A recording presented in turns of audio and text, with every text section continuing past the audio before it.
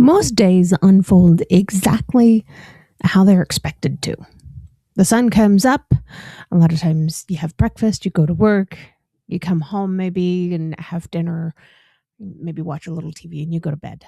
But then there's other days that begin normally and slowly become something that nobody on the planet can explain.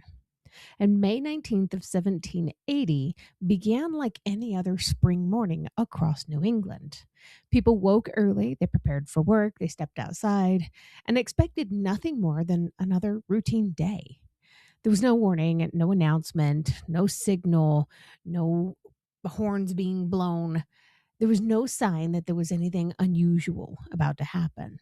And yet, within hours, something was going to occur that would leave entire communities confused and frightened and searching for answers that nobody's going to be able to find. At first, the change was kind of subtle. The sunlight seemed weaker than usual, as though it had been filtered through something that nobody could really see.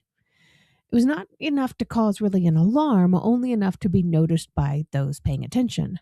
Farmers paused for a moment and glanced upward, you know, shielding their face and looking up at the sky, trying to figure out what's going on.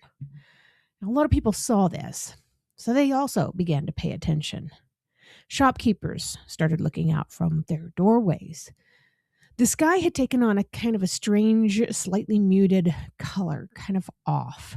It didn't resemble an approaching storm, really, but it didn't match anything like a familiar weather pattern either. It was just different. And as the morning progressed, the light continued to fade. It was kind of the opposite of a normal day. By late morning, the sky had darkened to a level that was difficult to ignore. Shadows softened and then disappeared altogether. The horizon blurred into a dull and indistinct line. People began to gather outside. They were pointing upward and exchanging observations of their own. They were each trying to determine what they were seeing. There was no clear explanation, and the lack of one began to create a sense of unease. Then came midday, and with it, a level of darkness that should not have been possible at that particular hour. Candles were lit inside homes, not as a precaution, but as a necessity. Without them, it was difficult to see well enough to carry out basic tasks. The interior of the buildings felt as though night had arrived early. You remember, this was back in the 1790s, so most of these homes relied on interior lighting that came from exterior sources, daylight. So the interior of these buildings were dark, but outside there was also no moon and no stars and no familiar marker of any kind of signs of evening. It was simply darkness where there should have been light in the middle of the day. It's not like this was an eclipse. Those passed quickly. The effect of the natural world was only adding to the confusion. Birds actually returned to their roosts like it was night, like they thought day had ended. Roosters crowed again, responding to the shift in light as if a new morning had just started. This was really getting weird. Nocturnal animals were starting to emerge, and they moved about as if the world was functioning after sunset. The normal rhythm of a day had completely collapsed. It was replaced by the behavior that no longer matched the hour. For those observing these changes, it became increasingly difficult to dismiss the situation as a simple weather anomaly. This was not some passing storm cloud. It was becoming extremely obvious of that.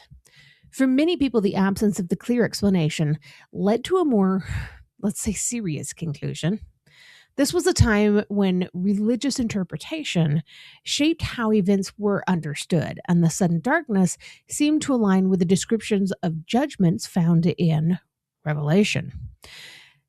Conversations kind of turned from curiosity to concern, and then from concern to, of course, fear. Some people believed they were witnessing the end of the world. Others prepared themselves quietly, unsure of what would happen next, but pretty certain that something significant was unfolding already. In Connecticut, members of the governing council were meeting when the darkness reached its peak, and the atmosphere inside the chamber kind of reflected the uncertainty outside. Some suggested that the sessions should be adjourned, convinced that continuing their work was pretty much pointless if the end of the world had arrived. And at that moment, one man responded in a way that would be remembered long after the event itself. His name was Abraham Davenport, and he stated that if the day of judgment had come, there was no reason to stop working, and if it had not come, there was no reason to stop working. He requested that candles be brought in, and the session continued. Hours passed, and the darkness remained. It did not lift quickly. It did not resolve in a way that brought immediate clarity by any stretch of the imagination.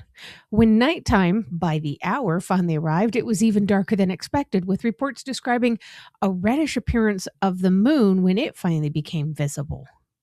The transition from day to night offered basically no relief. It was only a continuation of the strange conditions that had persisted throughout the entire afternoon.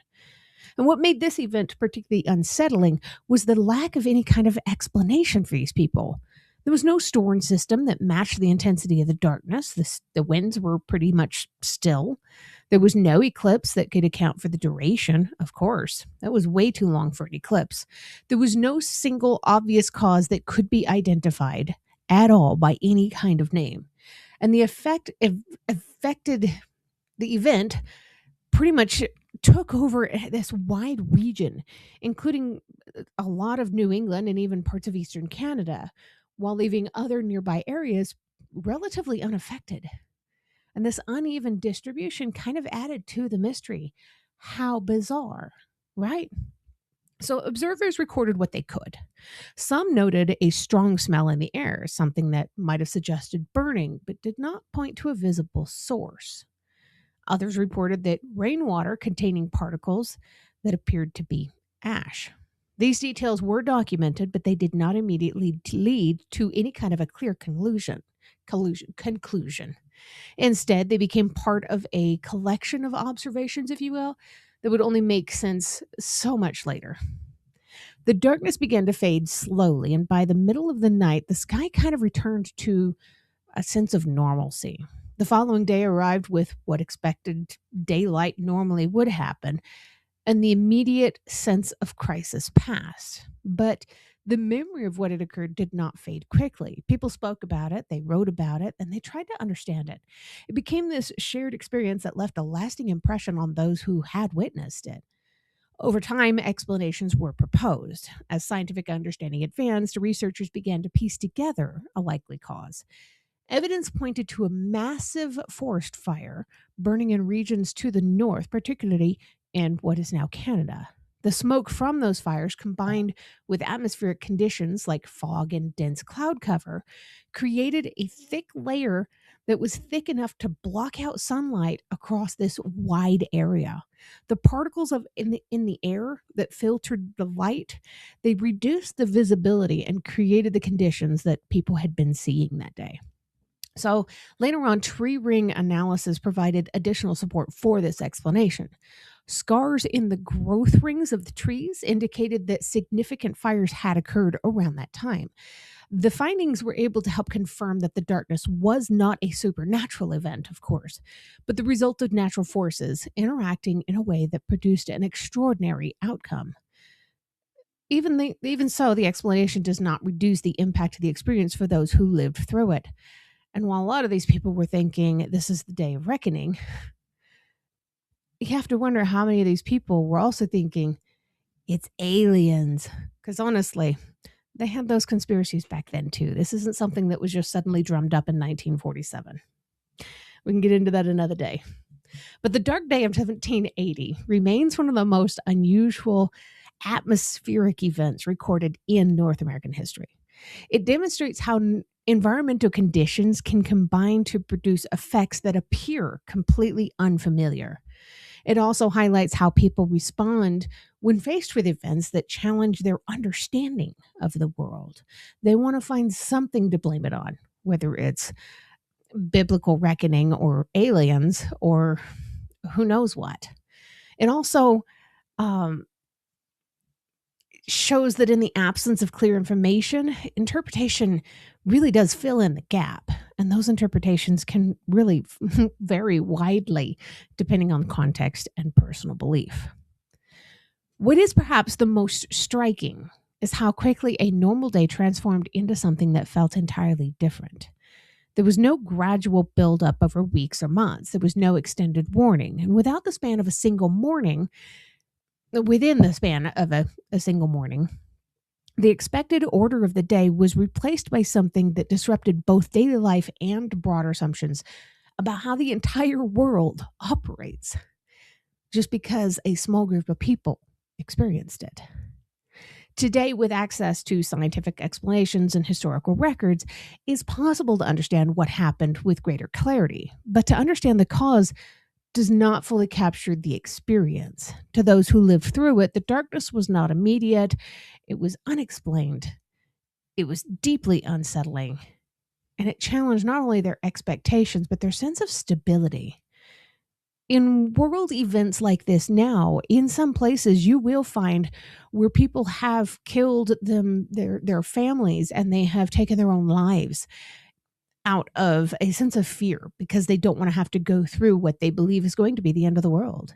Events like this serve as a reminder that the natural world is absolutely perfectly capable of producing conditions that fall outside of ordinary experience.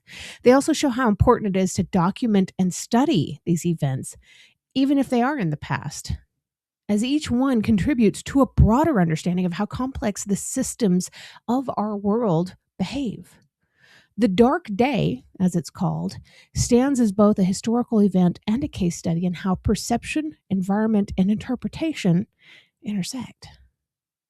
So now I want to hear from you in the comments. If something like this happened today, with the sky going completely dark in the middle of the day without warning, not related to an eclipse, and staying dark all the way through till somewhere in the middle of the night, do you think people would remain calm with the modern knowledge, or do you feel that the fear would spread just as quickly as it did back then? And just as always, if you enjoy stories like this, make sure you follow the History Happens Facebook page for more deep dives into history's most fascinating moments. And subscribe to the podcast so you never miss an episode. Every subscription helps, and I do mean that. Thank you for watching.